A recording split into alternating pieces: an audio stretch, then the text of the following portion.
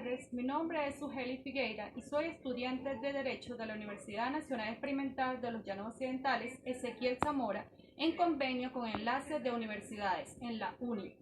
En esta oportunidad vamos a darle cumplimiento al plan de evaluación de la cátedra Derecho Probatorio impartida por el doctor Jordi Sánchez. Vamos a hablar sobre la carga de la prueba. Para estudiar este tema, pues me gustó mucho una figura en la cual veía a un sujeto con un gran peso. Ese es su carga, ese es el gran peso que no lo permite estar en libertad, pero que es una carga necesaria porque si él no descarga ese peso, pues no va a lograr conseguir su objetivo. Eso es la carga de la prueba.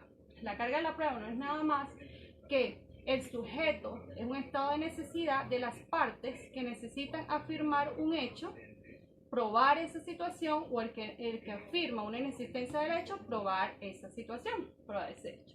¿Para qué sirve entonces la carga de la prueba? Sirve para demostrar de antemano qué hecho le incumbe probar a cada parte. Es decir, que cada quien tiene la carga de probar los supuestos de hecho de las normas cuya consecuencia jurídica persigue. Si A indica que B le debe un dinero, pues A deberá de probar que B le debe efectivamente esa cantidad de dinero por el cual está siendo demandado. Y si por el contrario B indica que él no debe ninguna cantidad de dinero, pues deberá de probar esa extinción de la obligación, la cual puede ser a través de cualquier medio de extinción de la obligación. Él demostrará en su contestación de la demanda que efectivamente esa deuda fue extinta. Él canceló eso y va a demostrar a través de los pagos que efectivamente no debe a ninguna cantidad de dinero. De aquí surge que la carga de la prueba tiene dos reglas, una regla subjetiva y una regla objetiva. La regla subjetiva es la que corresponde a cada uno de los sujetos. El que afirma un hecho deberá de probar ese hecho, y el que niega o el que afirma la inexistencia del hecho, de ese hecho, pues deberá de probar efectivamente esa inexistencia del hecho. Allí es la carga subjetiva. ¿A quién le corresponde? A una de las partes. Demostrar su inexistencia o inexistencia del hecho. Y tenemos una regla objetiva, que es la que le corresponde a quién, al juez. El juez va a decidir en función de quién, del que tenía la posibilidad de cargar esa prueba y no lo hizo. En ese momento el juez va a determinar a través de unas pruebas reemplazantes, que es la regla objetiva, pues decidir en contra de la persona que tenía la carga de probar esa prueba y no lo hizo. El Código Procesal Civil establece en su artículo 506 la carga de la prueba, y el cual me voy a permitir leerles. Señala en el artículo 506 que las partes tienen la carga de probar sus respectivas afirmaciones de hecho. Quien pida la ejecución de una obligación debe probarla, y quien pretenda que ha sido libertado de ello debe por su parte probar el pago o el hecho extinto de la obligación.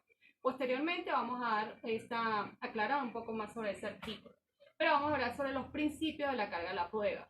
Tenemos los principios en el derecho romano. En la antigua Roma pues no se conocía muy bien sobre las pruebas, sin embargo surgen unas reglas que marcan la carga de la prueba, y la tenemos entonces en el derecho romano. Indican que la carga de la prueba está en el actor. El que afirma el hecho, ese debe de probar ese hecho. Está en el actor. Y por su parte, el reo, quien señalaba que su pago fue cancelado, pues su carga estará en el reo. Él indicará que efectivamente pagó esa obligación y va a demostrar ese pago. Y también en Roma, pues se indicaba otra regla, que el que negara no era necesario probar nada, no era obligatorio probarlo, simplemente con negarse de ese hecho, pues ya era suficiente para salir exento de esa carga de la prueba. No debía probar el hecho. Esto es algo bastante complicado. Allí se complicó bastante la situación y fue muy difícil para los demandantes en ciertas particularidades, en ciertas situaciones de hecho, demostrar ese supuesto, ese hecho fáctico. como sería, por ejemplo, una simulación. La simulación, pues a quien le corresponde verificar ese hecho o demostrar que efectivamente fue una venta legal y efectiva, al demandado. A él, el que está haciendo, el demandante, se le hace muy difícil, muy complicado demostrar ese hecho. Sin embargo, el demandado, si conoce bien de la situación, si efectivamente tiene su vouchercito de pago, de que él ya no tiene ese bien en su patrimonio, y él demostrará, le corresponderá a él entonces probar ese hecho. Igual surgen también en las situaciones paulianas, que nada más y nada menos lo que le corresponde al demandante probar es un ánimo defraudatorio. Esto es sumamente difícil de probar. Y de allí es que surgen los principios en el derecho moderno, que la carga de la prueba no es estática. La carga de la prueba no se va a hacer solamente a los actores, no le corresponde solamente a los actores, sino que es una carga dinámica, sino que le va a corresponder dependiendo del hecho y dependiendo de la particularidad de ese supuesto que se pretende demostrar, es a quien le va a corresponder cargar la prueba. Tenemos entonces tres hechos. Los hechos constitutivos, que son los hechos particulares de cada caso. Es un hecho que concurre para que el derecho abarque a una determinada persona. Dependiendo de la particularidad del hecho, a él le va a corresponder entonces nacer el derecho de cargar la prueba. Y el hecho impeditivo. Originalmente es impeditivo ¿de quién? Es impeditivo del que afirma ese hecho y es impeditivo del que afirma la inexistencia de ese hecho. Sin embargo, para no dejar en estado de indefensión al débil, aquel demandante que por situaciones particulares, por situaciones constitutivas no pueda demostrar el hecho, entonces se le va a trasladar esa carga a la prueba al que más fácil le corresponde demostrar ese hecho.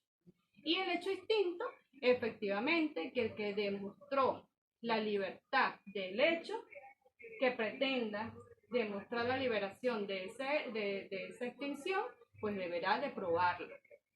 En base a estos principios que vemos en el derecho moderno, pues vamos a hablar sobre el artículo 506 que dijimos en la primera lámina, en el cual le correspondía solamente inicialmente a las partes, tienen la carga de probar sus respectivas afirmaciones de hecho.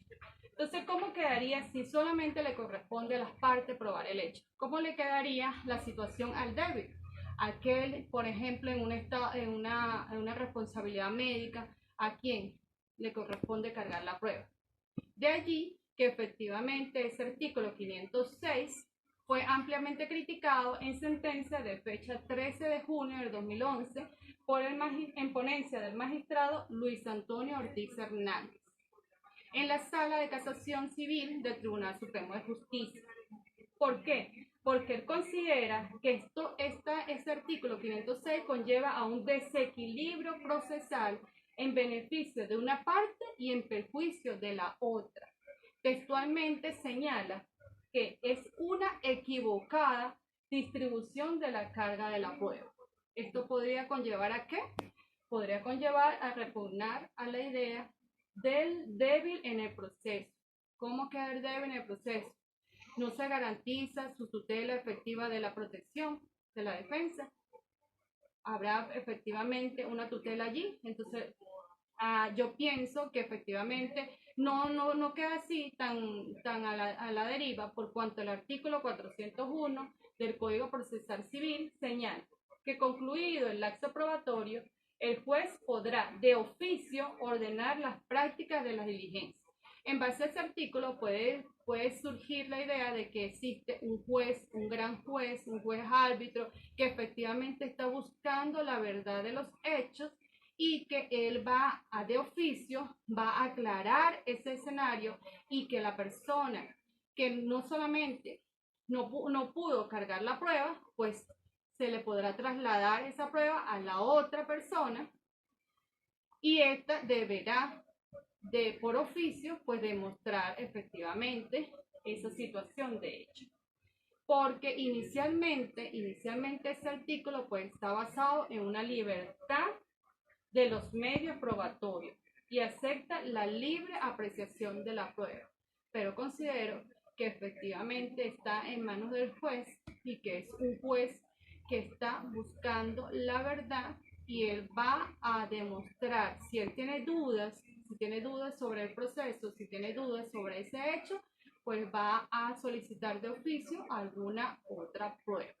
Esto es todo, espero que haya sido de agrado y me haya entendido muy bien efectivamente cuál es la carga de la prueba. Muchísimas gracias.